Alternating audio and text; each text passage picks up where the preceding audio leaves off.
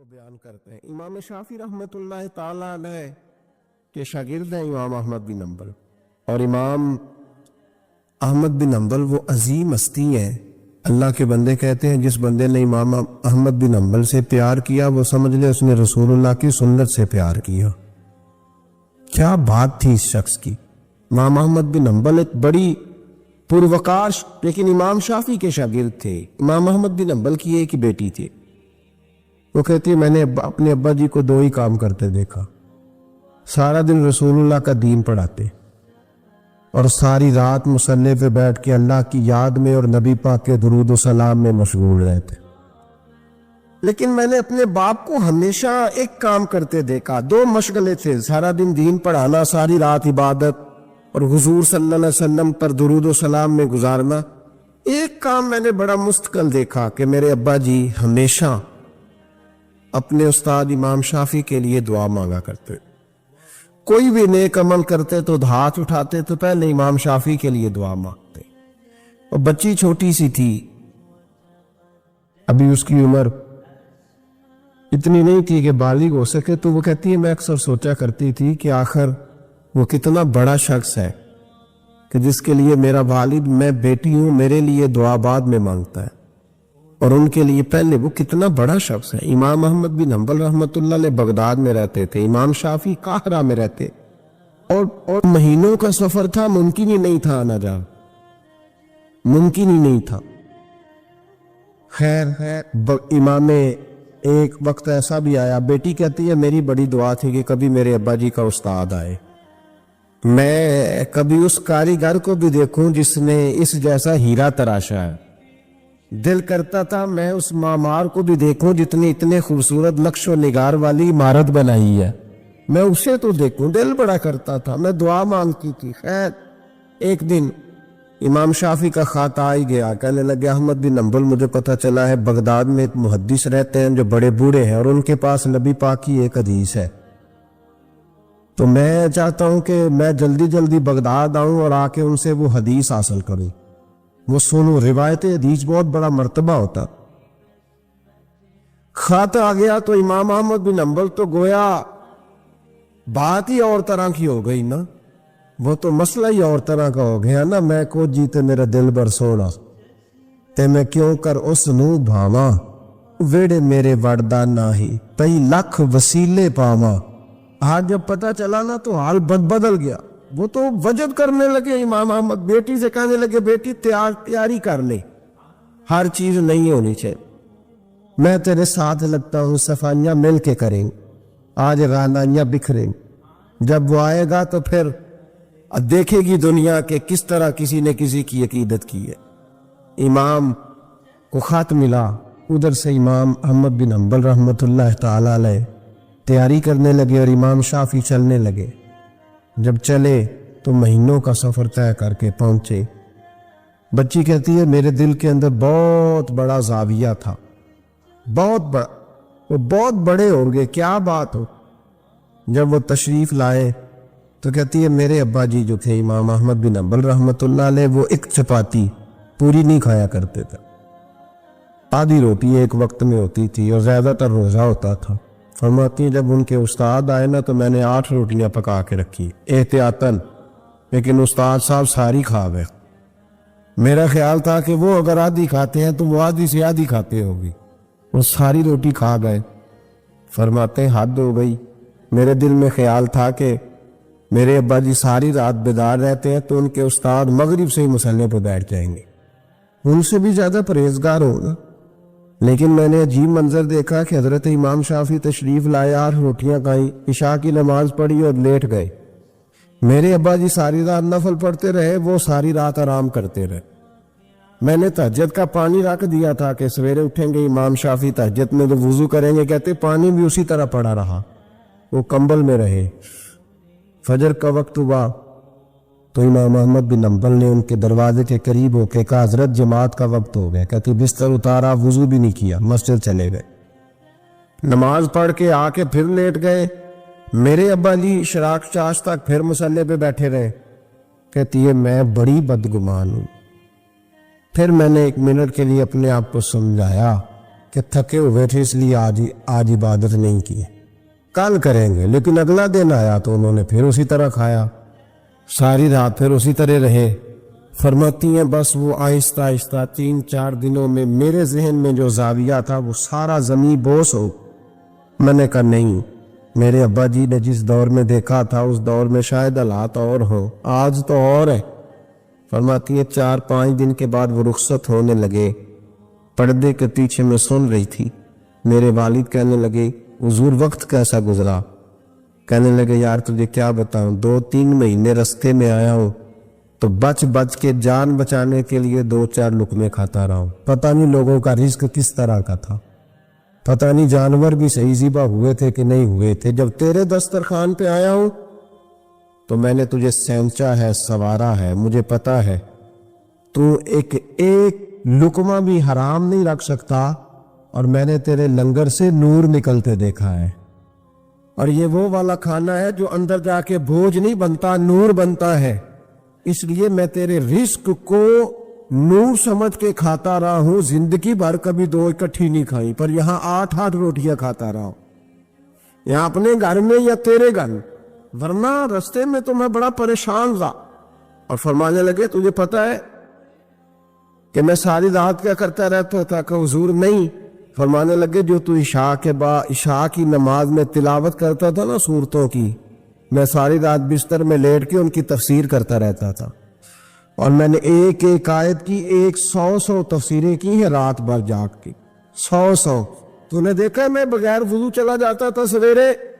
کہا حضور ہاں۔ فرماتے اس لیے کہ میرا وضو ٹوٹتا ہی نہیں تھا، میں ساری رات تفسیری نقطے بیان کرتا رہتا تھا۔ بیٹی کہتی انہوں نے 2 جملے کہے اور میں رونے لگی۔ میرے والد آئے تجھے کیا ہوا؟ میں نے کہا ابا جی میں کیا سمجھی تھی اور یہاں نکل کے آیا، آپ اگر ساری رات نفل پڑھتے ہو تو اپنی ذات کے لیے، اور امام شافعی ساری رات جاگ کے باتیں یاد کرتے ہیں اور پھر لوگوں کے سینوں میں اتارتے ہیں، صرف اپنے لیے نہیں، یہ تو رسول اللہ کی امت کے لیے زندہ ہے۔ میں کیا سمجھی تھی او بھائی، میں نے کہا مجبوری اور بے وفائی میں فرق ہوتا ہے، ذرا چھلکا اتار کے دیکھ تو صحیح، تجھے پتا تو چلے اندر حالات کچے ہیں کہ پکے۔ ایک بزرگ تھے شاہ بقی الدین ابن مخلد، وہ کہتے ہیں مجھے پتا چلا کہ اس دور میں نبی کریم علیہ السلام کی حدیث جو سب سے بہترین پڑھاتے ہیں وہ امام احمد بن حنبل ہیں، ان کو حضور کی حدیث سے جو خاص شغف ہے وہ کسی اور کو نہیں۔ کہتے ہیں میرے دل میں لو لگ گئی، حالانکہ میں امیر گھرانے سے تھا، میں کشتی میں بیٹھا امام احمد بن حنبل کے پاس آنے کے لیے، رستے میں طوفان آ گیا، کشتی اچکولے کھانے لگی، کسی طریقے سے ایک جزیرے کے ساتھ جا کے کشتی لگی، ٹوٹ گئی، بکھر گئی، میں جزیرے پہ اتر گیا، اور بھی کئی لوگ تھے، 1 مہینہ وہاں رہنا پڑا، بارشیں ختم ہوئی، موسم ٹھیک ہوا تو ایک کشتی دکھائی دی آتی ہوئی۔ فرماتے ہیں کہ وہ اس کشتی میں بیٹھا، دوبارہ بغداد کیا، مجھے سفر طے کرتے 2.5 مہینے گزر گئے، وہ جزیرے پہ مہینہ پتے کھا کے بھی گزارا کرنا پڑا، نکلا تھا علم حاصل کرنے۔ جب بغداد شریف پہنچا، لوگوں سے پوچھا امام احمد بن حنبل کا مدرسہ کہاں؟ انہوں نے کہا وہ مدرسہ تو بند ہو گیا، وقت کا بادشاہ مخالف ہو گیا، مسجد مدرسہ سیل کر دیا۔ امام صاحب کہاں ہیں؟ کہا گھر کے اندر قید ہیں، ان کے گھر کو سب جیل بنا دیا، چاروں جانب پولیس کھڑی ہے، اور ویسے بھی بغداد میں کرفیو ہے، ہر چوک چوراہے میں پولیس والے کھڑے ہیں۔ شاہ بقی الدین کہتے اتنا کچھ سننے کے باوجود بھی میرا جذبہ ٹھنڈا نہیں ہوا۔ وہ مہینے میں سفر کی صحبتیں، وہ سنا تھا کہ آستانہ یار دور ہے پر ہم نے بھی ٹھان لی تھی کہ جانا، وہ سنا تھا کہ آستانہ یار دور ہے پر ہم نے یہ ٹھان لی تھی کہ جانا ضرور ہے۔ کہتے پہنچ گئے، اب پتہ چلا کہ کرفیو ہے، سڑکوں پہ پولیس کھڑی ہے، گلیوں میں چوکوں چوراہوں میں پہرے ہیں، امام صاحب تک تو جا کوئی نہیں سکتا۔ کہتے میں نے ایک شخص کی منت کی، میں نے کہا کسی طریقے گاڑی بتا، کہنے لگا میں اشارہ بھی نہیں کر سکتا، سخت حالات ہیں، وہ کوئی طریقہ۔ میں نے جب زیادہ تڑپ کے کہا تو وہ شخص کہنے لگا میں ان کے گھر کے قریب تجھے لے جاؤں گا اور گزرتے وقت صرف آنکھ کا اشارہ کروں گا۔ کہتے میں نے کہا یہ بھی ٹھیک ہے۔ उनके घर के तेरी तलाश में फिरे ना हम जंगल पहाड़ और दश्त में। उनके दरवाजे के करीब उसने इशारा किया। शाह बकीउद्दीन कहते हैं कि मैं घर दे के आ गया वापस। अब मैं सोचने लगा कि कैसे इमाम साहब तक पहुंचना है। बड़ी तजवीज़ें सोची, बड़ी तजवीज़ें, काम वाला बन जाऊं, फेरी लगाने लग जाऊं। फिर सोचा कि अगर मैं कुछ बेचूंगा रेडी पे रख के तो कोई खरीदने निकलेगा, कोई नहीं निकलेगा। किस तरह करूं, क्या करूं, बड़ी सोचें। बिल आखिर मैंने तय किया, अल्लाह अकबर, मैंने ना कपड़े फाड़ लिए, इमामा उतार दिया। फरमाते हैं कि एक प्याला मिट्टी का खरीद के गले में रस्सी से बांध लिया और इमाम अहमद बिन हंबल की 3 गलियों पीछे मैंने दरवाजा दरवाजा सदा लगानी शुरू की, फकीर हूं, अल्लाह के नाम पे लेने आया हूं। कहते एक एक दिनार मांगते मांगते मांगते मांगते आजम यार मनौन दिखातर असा की पेश बटाए। कहते हैं मांगते मांगते ना मैं इमाम अहमद बिन हंबल के दरवाजे तक आया। अमीर घर का बच्चा था, बड़े पैसे जेब में होते। इमाम के दरवाजे पे सदा लगाई, कोई है अल्लाह के नाम पे देने वाला? कहते हैं नूर भरा दरवाजा खुला। एक गोरे मुखड़े वाला, सफेद दाढ़ी वाला, सोने इमामे वाला, चमकदार आंखें, नूरानी शबाहत। कहते इमाम अहमद बिन हंबल बाहर आए और जैसे एक दिनार मेरे प्याले में डालने लगे तो मैंने हाथ चूम के कहा, सोनिया तेरे कुर्बान जाऊं, मैं दिनार लेने नहीं आया, मोहम्मद अरबी की हदीसें सुनने आया। कहते इमाम की भी आंखें खुल गई। कहने लगे इस हाल में आजम यार मनौन दी खातर और साकी की पेश बटाए का हुजूर क्या करता, यही एक तरीका रह गया था, मैं तो कहां से चला हूं, कहां पहुंचा हूं, क्या करूं? इमाम साहब फरमाने लगे फिर मैं भी बड़े दिनों से परेशान था, कोई सीखने वाला नहीं मिल रहा था, तू मिल गया। कहने लगा हुजूर मैं रोज आ जाऊं फकीर बन के, आप जितना चाहे 2, 4, 5 मिनट में मुझे हदीसें सुना दे, मैं अगले दिन याद कर आया करूं। कहते 2 साल लग गए। शागिर्द कहाँ मिलेंगे ऐसे, कहाँ मुरीद मिलेंगे, गुजर गया दौर। कहते हैं कि मैं ना हर रोज फकीर बन के जाता, 3 गलियों पीछे मांगना शुरू करता, कुछ शक ना करे। 2 साल दरवाजे पे जाता, आगे प्याला करता, इमाम एक दिनार डालते और मुस्तफा की हदीसें सुनाते। कहते हालात बदल गए। 2 साल के बाद हुकूमत बदल गई, इमाम का मदरसा बहाल हो गया, रश हो गया। बादशाह बड़ा अकीदतमंद था, जो नया आया उसने बड़ा करके इदारा बना के दिया। जिस दिन मैं गया तो रश लगा हुआ था। कहते हालात बदले तो हमने भी कपड़े बदले, हमने भी कपड़े बदले, हमने भी दोबारा से दस्तार बांधी। और कहते बड़े लोग बैठे हुए थे, मैं जब दाखिल हुआ ना तो इमाम उठ के खड़े हुए। आप फरमाने लगे पुत्र इधर आ, तू आगे आके बैठ, लोग दीन सीखने आते हैं, तू तो फकीर बन के मांगने आया था और मैं भी बाकियों को पढ़ाया करता था, तुझे मैं दिया करता था, और अब बाकी पढ़ा करेंगे, तुझे दिया जाएगा और आ तुझे सीने से निकाल के दिया करूंगा। जमाने बदल गए, हालात बदल गए, वो शख्स चला गया, कौन हुक्मरान था कौन नहीं था, लेकिन उस्ताद शागिर्द के अदब की दास्तान क़यामत तक बाकी रहे। ये क़यामत जब तबीयतों में एहतराम होता है, जब अदब होता है। आपको पता है नबी पाक सल्लल्लाहु अलैहि वसल्लम को यह अदब कितना प्यारा है। नबी पाक अलैहिस्सलाम इस एहतराम के जज्बे को कितना पसंद करते हैं। अल्लाह के प्यारे रसूल सल्लल्लाहु तआला अलैहि वसल्लम इस जज्बा एहतराम से कितने राजी होते हैं। हुजूर किस कदर ज्यादा चाहते हैं कि मेरी उम्मत अदब वाली बने। नबी पाक अलैहिस्सलाम अदब वाले लोगों के बारे में इतने राजी हैं, इतने राजी हैं, इतने खुश हैं, हुजूर इतना नवाजते हैं। मैंने ये हदीस पढ़ी तो यूं लगा कि जैसे रूह वजद करने लगी है। बहकी में इमाम बहकी ने लिखी है, अल्लाह के प्यारे रसूल अलैहिस्सलाम फरमाते हैं, जो छोटे पर शफकत करे और बड़े का एहतराम करे, अल्लाह उसे जन्नत में मेरी संगत अता फरमाएगा।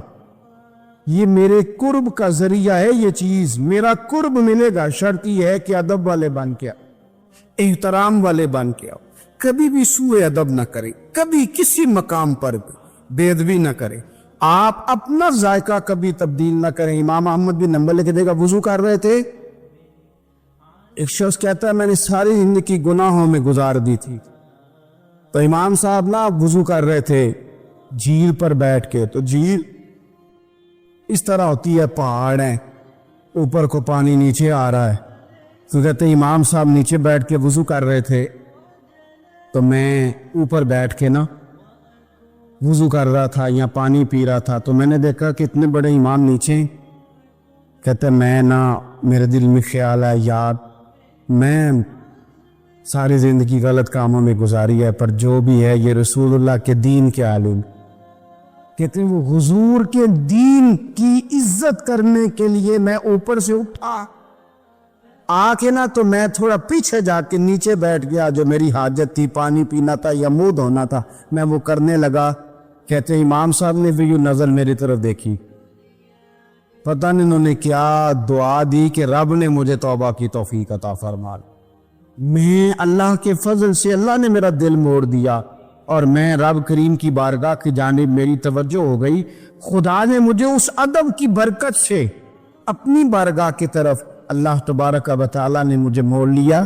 بے ادبی تو بندے کو کفر تک لے جاتی ہے، بے ادبی تو کفر تک لے جاتی ہے۔ اگر بندہ بے ادب ہوتا ہوتا اللہ رسول کی بے ادبی تک پہنچ جائے تو دور نکل گیا، لیکن یہاں باقاعدہ بے ادبی کو پروموٹ کیا جا رہا ہے۔ کبھی بھی بے ادب نہ بنے، ادب والے رہیں، ادب والے بن کے جئیں، ادب والے بن کے دنیا سے جائیں۔ وہ درویش نے کہا تھا کہ بے ادباں مقصود نہ حاصل، نہ درگاہ ٹوئی، 5 ادب دے محمد بخشا، توڑ نہیں چڑھیا کوئی۔ بادب لوگ جو ہوتے ہیں وہ دوسروں کو عزت دے دیتے اور اپنی اخلاق کو بلند کر لیتے۔ جب آپ کسی کا احترام کر رہے ہوتے ہیں تو آپ اسی کو نہیں کچھ دے رہے ہوتے، آپ اپنی عظمت کا بھی اظہار کر رہے ہوتے ہیں۔ کسی کو عزت دیتے وقت آپ کے اخلاق کا بھی پتہ چل رہا ہوتا ہے، اخلاقی قدریں مضبوط ہوتی ہے احترام کرنے سے۔ مذہب اسلام اتنا سونا ہے، اتنا پیارا ہے، یہ دین اتنا ٹھنڈا اور اتنا میٹھا ہے کہ دھرتی کے سارے حسن سمیٹ کر اگر ایک لفظ بنایا جائے تو وہ دین اسلام بنتا ہے۔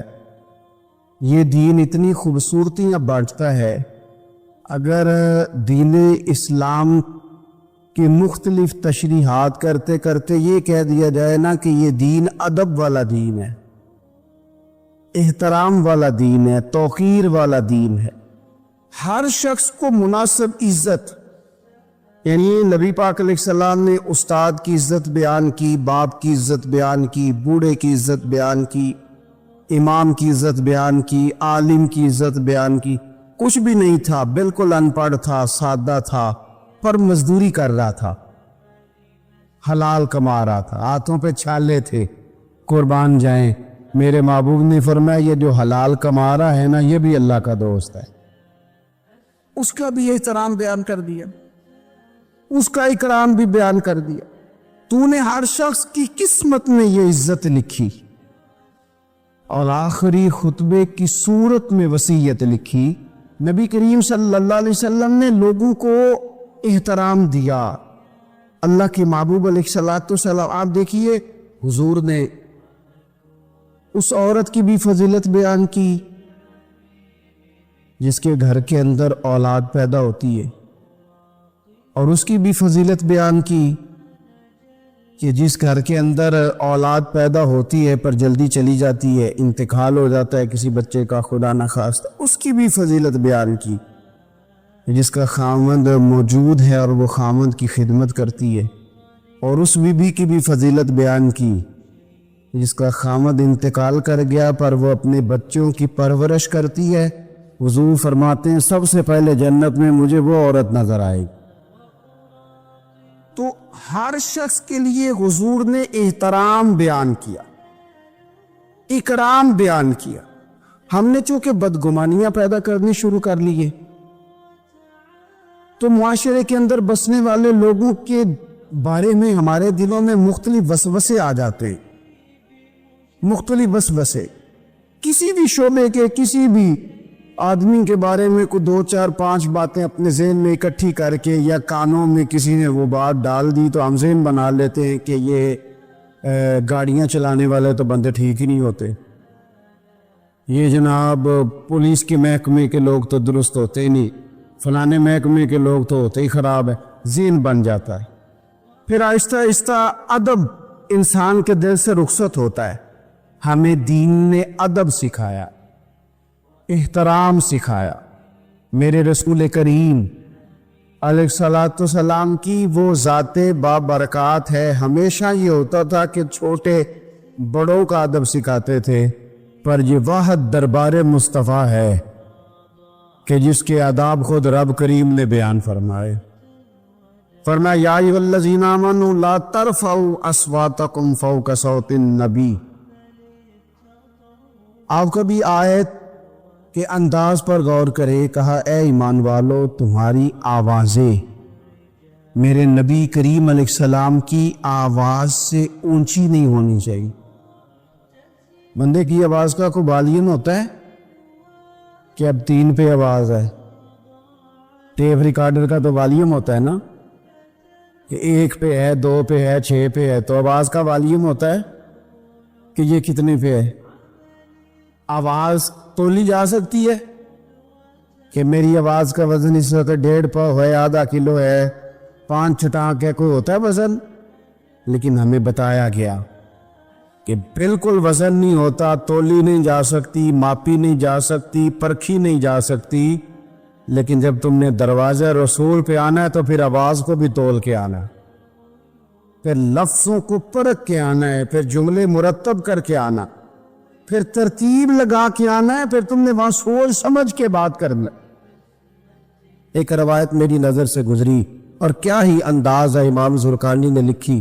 ایک صحابی ہے حضرت ابو قرصافہ رضی اللہ تعالیٰ عنہ۔ حضرت ابو قرصافہ رضی اللہ تعالیٰ عنہ فرماتے میں چھوٹا تھا، میری اماں اور میری خالہ مجھے ساتھ لے گئی۔ میں نے کہا کہاں جانا ہے؟ کہنے لگے آؤ نبی پاک کا کلمہ پڑھنے جانا۔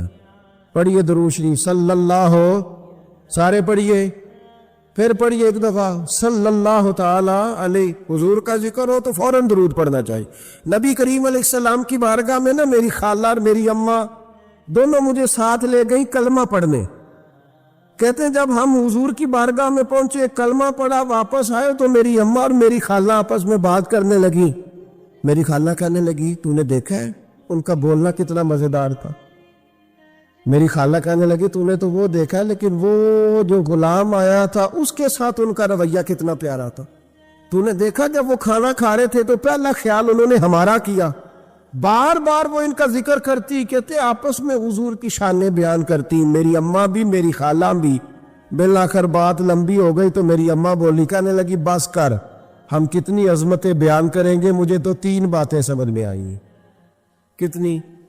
3 باتیں مجھے سمجھ میں آئی ہیں۔ کہا وہ کیا؟ تو کہنے لگی ما رأینا مثل ھذا الرجل احسن وجھا ولا القى ثوبا ولا البنا کلاما۔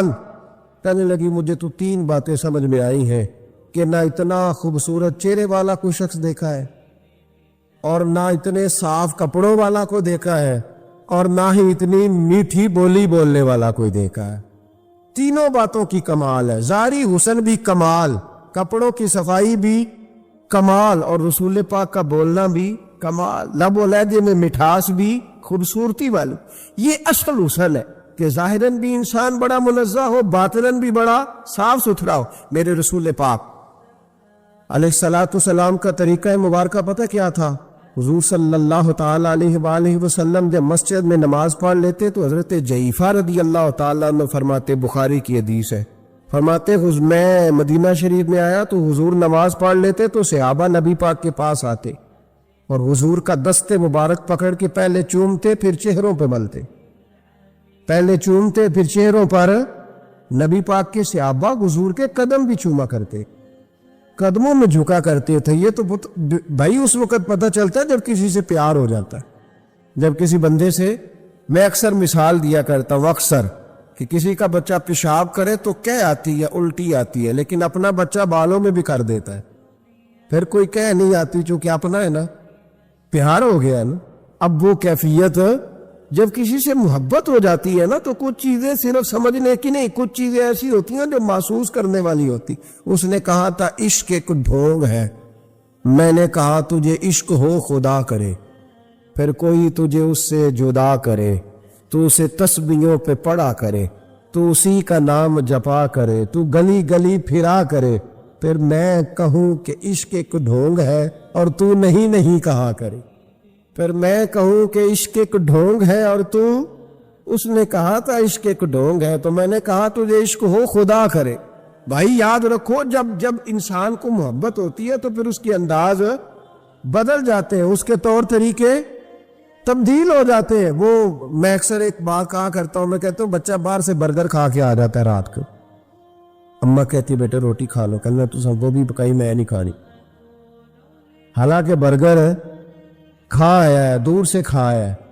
تو اماں اس کو کہتی ہے پھر میں سویاں نہ بنا دوں تھوڑی سی اپنے بیٹے کو، فٹافٹ چاول نہ تجھے ابال دوں، ساتھ میں باریک دال بنا دیتی. کہتا نہیں میری مرضی کا پکاتے نہیں، میں نے نہیں کھانا.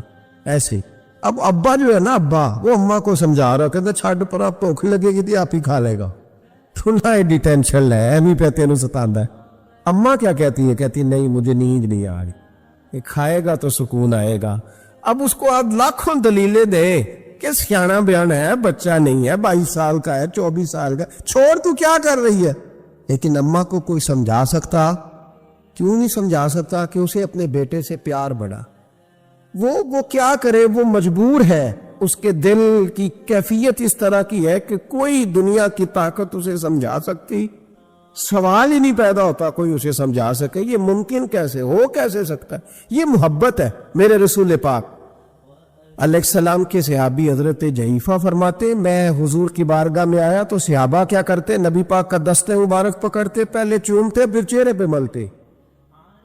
بخاری ہے. فرماتے میں نے کہا یہ کیا کر رہے ہیں؟ پھر اچانک میرا بھی دل کیا ذرا کر کے تو دیکھو. کچھ چیزیں چکھنے پہ پتہ لگتا ہے کتنی مزیدار ہے. کہتے میں بھی قریب گیا، حضور کے دست مبارک میں نے ہاتھ ڈالا. فرماتے ہاتھ پکڑا ہی تھا کہ نبی پاک کا ہاتھ برف سے بھی زیادہ ٹھنڈا. فرماتے پھر میں نے پکڑ کے چہرے پہ ملا تو کستوری سے زیادہ خوشبو آ رہی تھی دست مبارک. فرماتے اب میرا چھوڑنے کو دل ہی نہیں کر رہا تھا، اب میری طبیعت نہیں مان رہی تھی. میرے نبی کریم علیہ السلام اللہ کی دلیل ہیں، ہر پاکیزگی، ہر حسن، ہر کیف اللہ نے اپنے رسول کو عطا فرمایا.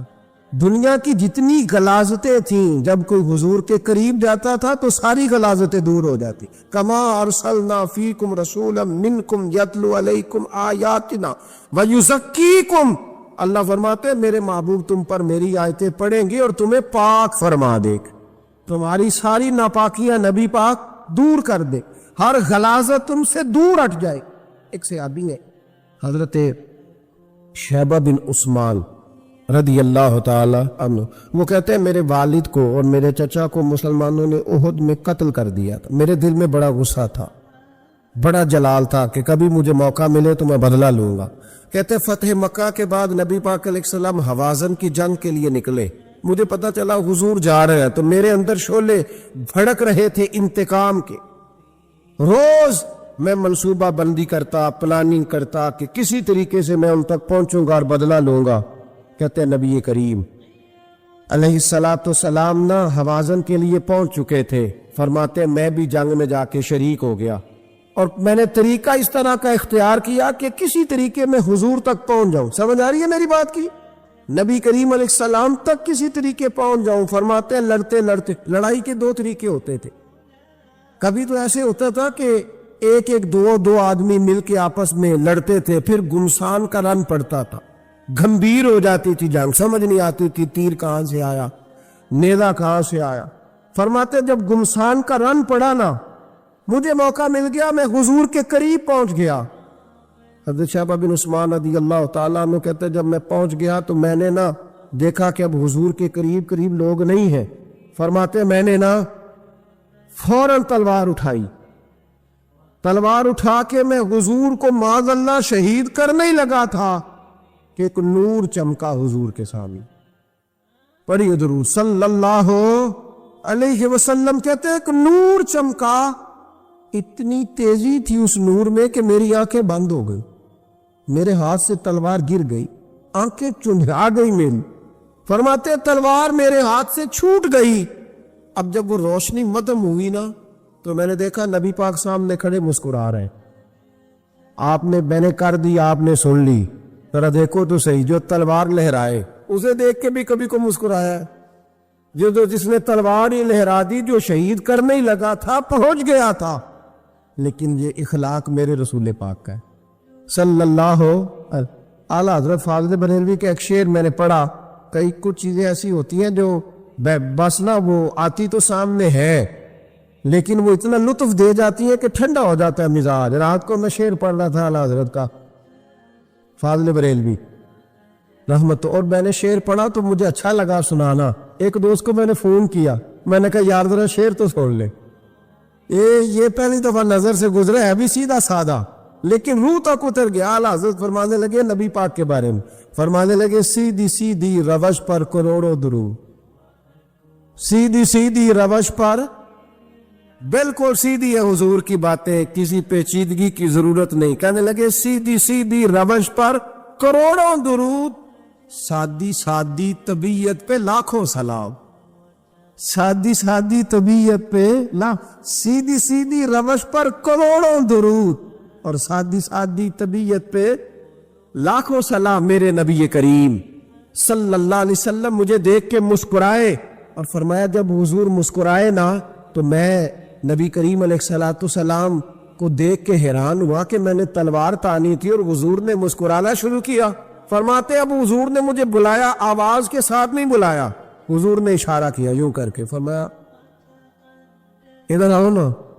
فرماتے مجھے اب یہ بھی سمجھ نہیں آئی کہ کس نے مجھے اٹھا کے حضور کے قریب کر دیا. فرماتے میں نبی کریم کے قریب گیا تو حضور نے میرے دل پر 3 تھپکیاں دی. ایک تھپڑ ہوتا ہے, ایک تھپکی ہوتی, پتہ ہے نا فرق کا. ایک تھپڑ کو مارے تو جلال آتا ہے اور تھپکی دے تو پیار آتا ہے. کہتے حضور نے 3 تھپکیاں دی اور دی بھی میرے دل پر, 1 پھر 2 پھر 3.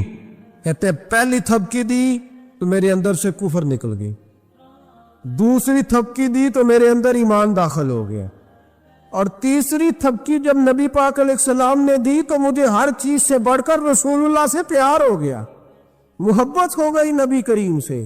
آپ فرماتے اب حضور نے نا فوراً میرے ہاتھ میں تلوار تھمائی.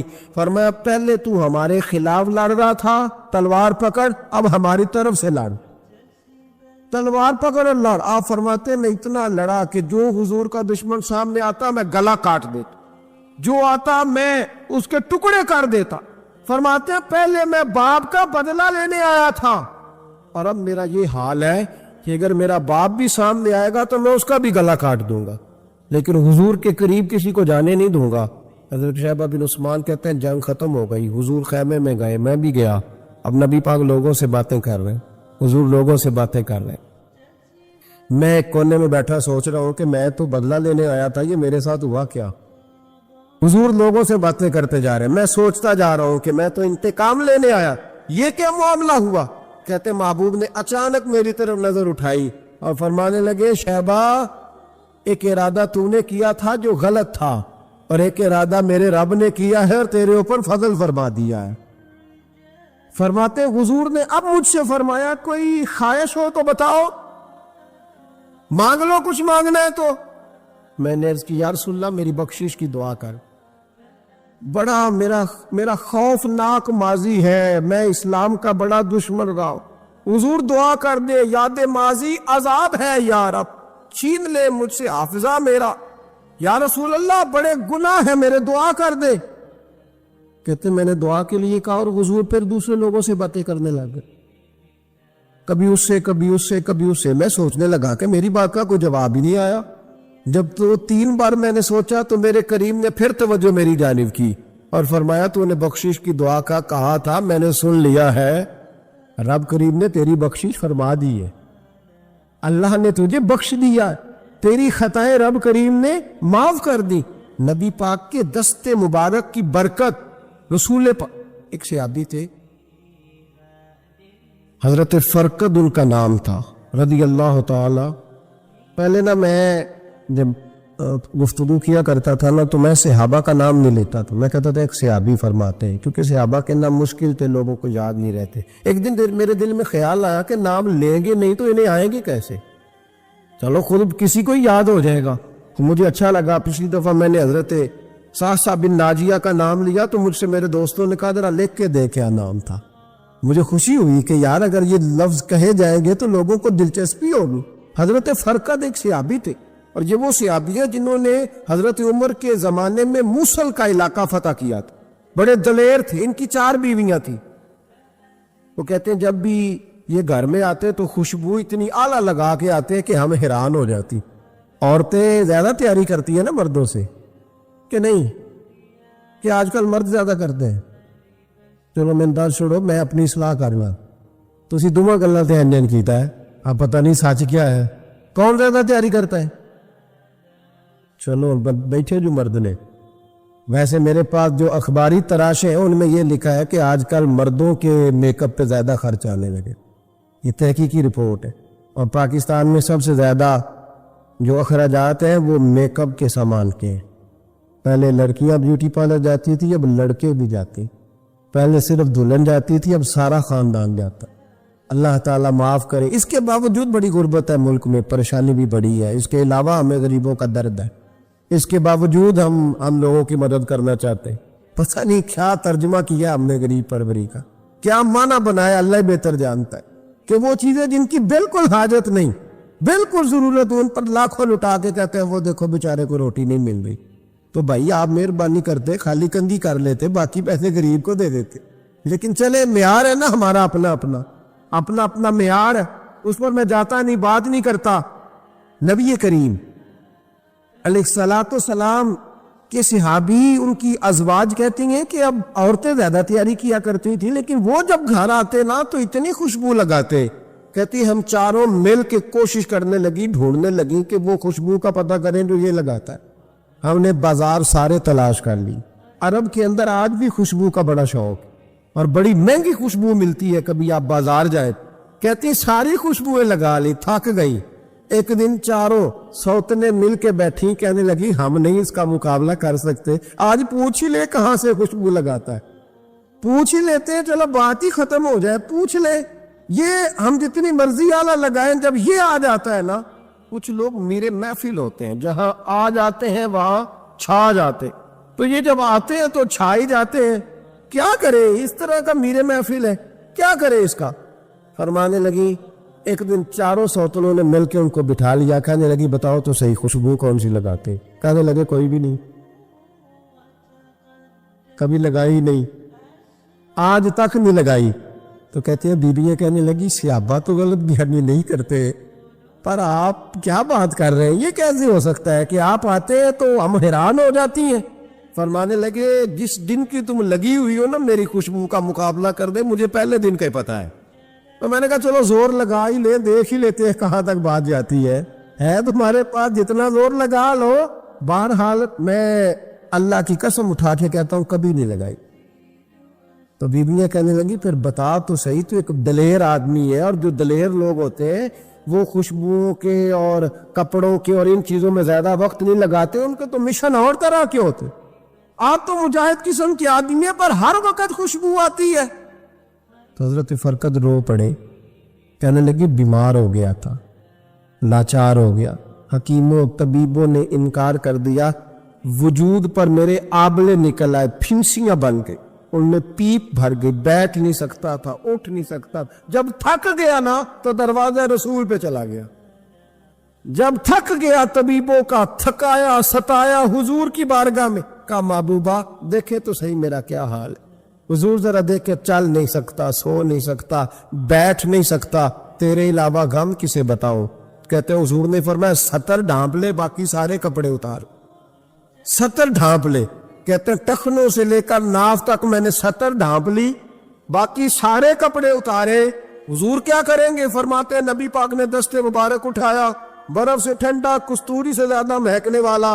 फरमाते हैं पूरे वजूद पर मेरे हुजूर ने दस्ते मुबारक एक दफा लगा दिया, अब जिधर जिधर से गुजरता हूं सारी दुनिया खुशबू से भर जाती। ये नबी पाक का दिया हुआ नूर है, ये हुजूर की अता करदा शिफा है, ये रसूल पाक के हुस्न की खैरात है। एक शायर ने एक फिक्रा का कमाल कर दी, कहने लगा जुल्मत को उनके नूर ने काफूर कर दिया, जिस पर पड़ी नजर उसे भी नूर कर दिया। रसूल पाक अलैहिस्सलाम के दस्ते खैर में वो बरकत थी। हुजूर हुस्न की दो किस्में होती हैं, एक हुस्न होता है मुलम्मा साजी वाला, ब्यूटी पार्लर वाला, एक हुस्न होता है बातन का। बच्चे पता क्यों खूबसूरत होते हैं? इस पर उलमाए मनातका ने बहस की है, मुहद्दिसी ने लिखा है। बच्चा गधे का भी हो तो प्यारा लगता है। छोटा बच्चा अगर उसका रंग बहुत गोरा ना भी होना, सिर्फ छोटा हो, वो प्यारा लगता है, उसमें एक जाज़बियत होती है। उस पर हमारे मुफस्सिरीन ने, मुहद्दिसीन ने, उलमाए मनातका ने एक बहस की है। वो कहते हैं असल बात यह है कि बच्चे झूठ नहीं बोलते, बदयानती नहीं करते, धोखा नहीं करते। ये जो अंदर की अय्यारियां होती है ना, चेहरा भी खतरनाक कर देती। और जब अंदर हुस्न होता है तो बाहर भी हुस्न ही होता है।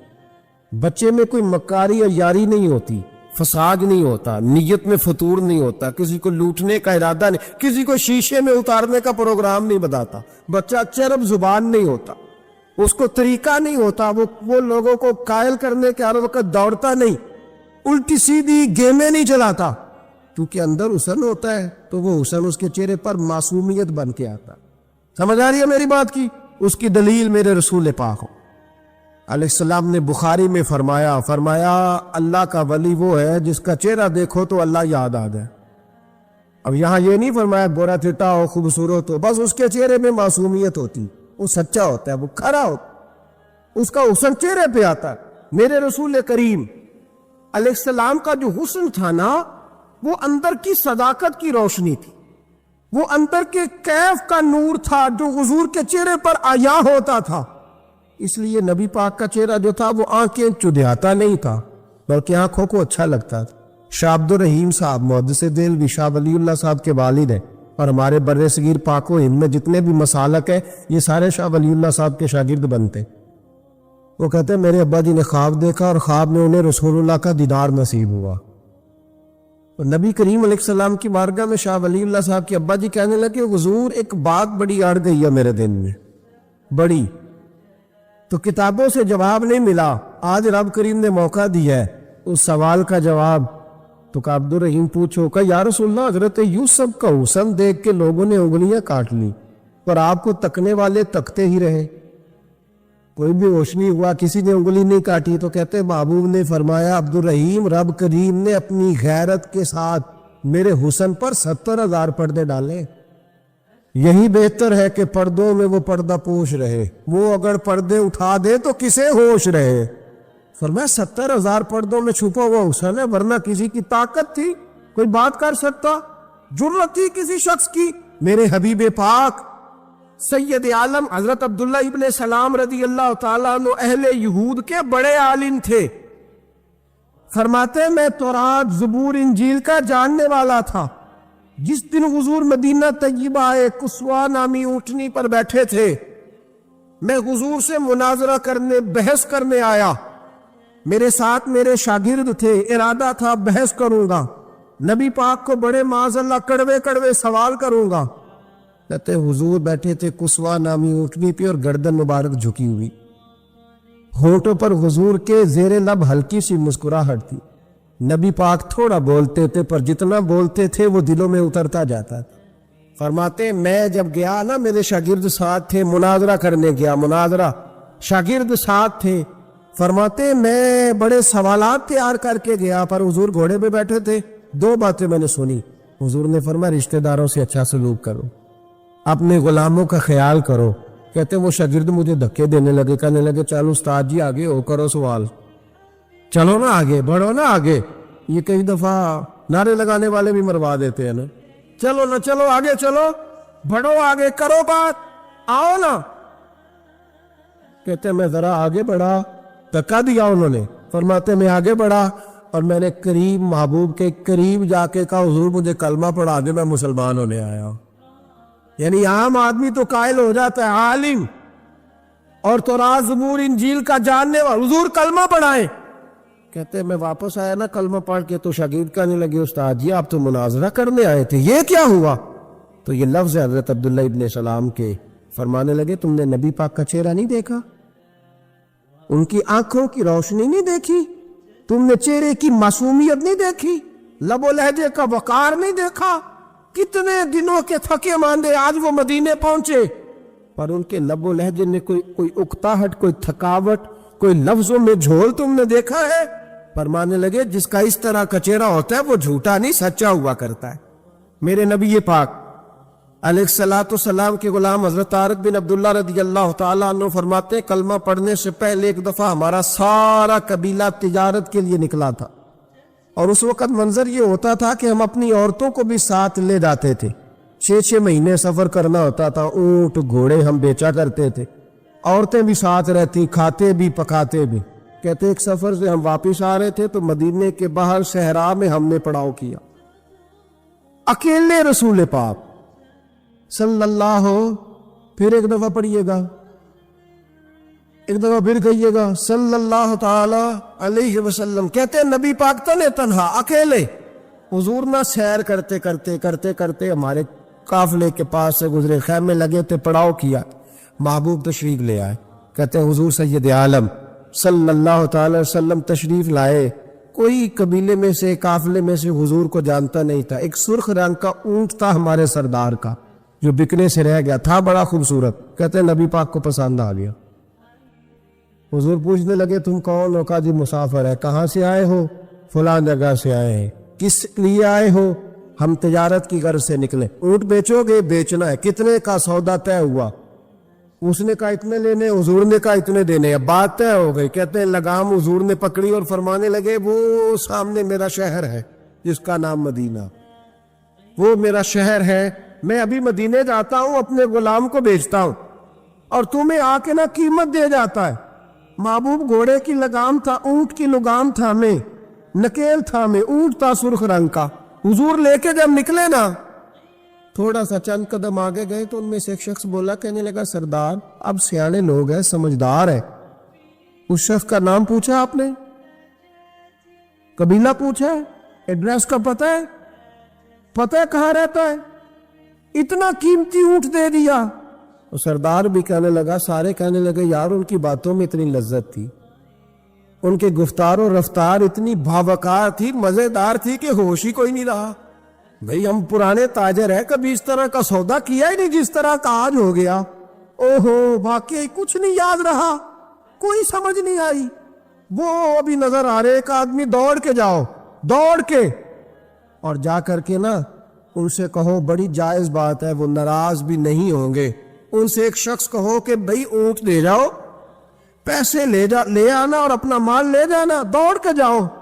ایک شخص دوڑنے لگا تو سردار کی بیوی خیمے کے اندر تھی، پردے کے پیچھے سے بولی، کہنے لگی خبردار کوئی پیچھے نہ جائے، اگر پیسے مل گئے تو ٹھیک ہے، نہ ملے تو میں دے دوں گی، کوئی پیچھے نہ، کوئی نہ جائے پیچھے۔ سردار کہنے لگا تو جانتی ہے؟ کہنے لگی نہیں۔ کہا گارنٹی کیوں دے رہی ہے؟ تو کہنے لگی تم نے ان کا چہرہ نہیں دیکھا؟ تم تو سودے کر رہے تھے، میں پردے کے پیچھے سے دیکھ رہی تھی۔ پیر مہر علی شاہ صاحب کو کسی نے کہا تھا نبی پاک کا حلیہ بیان کرے، بتائے حضور کے کان مبارک کیسے تھے، آنکھیں کیسی تھی، ناک مبارک کیسی تھی، بینی مبارک کیسی تھی۔ تو پیر مہر علی شاہ صاحب کہنے لگے کوئی مثل نہیں ڈولن دی، کہنے لگے مجھ سے نہیں بیان ہوتا حضور کا حلیہ، کوئی مثل نہیں ڈھولن دی، تو چپ کر مہر علی، ایتھے جا نہیں بولن دی، بس کر، تو بیان کر سکتا ہے اتنی طاقت؟ اعلیٰ حضرت نے کہا لم یاتی نذیر کفی ناظر مثلے تو نشد، پید آ جانا۔ کہا حضور مثال تو تب آپ کی بنے گی نا، کوئی آپ کی طرح کا پیدا تو ہوگا، تب بھی مثال بنے گی، تو جب ہوا ہی نہیں تو مثال کیسے بنے گی؟ کہنے لگی کوئی نہ جائے، نہ پیسے آئے تو میں دے دوں گی، میں تو پردے کے پیچھے سے دیکھ رہی تھی، ان کے چہرے کا وقار دیکھا، ان کی آنکھوں کی روشنی دیکھی، ان کے لفظوں کا حسن دیکھا۔ تم 50 باتیں کرتے تھے، وہ ایک جواب دیتے تھے، اور گنے چنے لفظ بولتے تھے. ان کی سادگی کا وقار دیکھا. جانے دو نہ پیسے آئے تو میں دوں گی. کہتے حضور گئے, تھوڑی دیر کے بعد ایک کالے رنگ کا حبشی غلام آیا, پیسے بھی پکڑے اور اپنی چادر میں نا کھجورے باندھ کے تو پیچھے ڈالی ہوئی.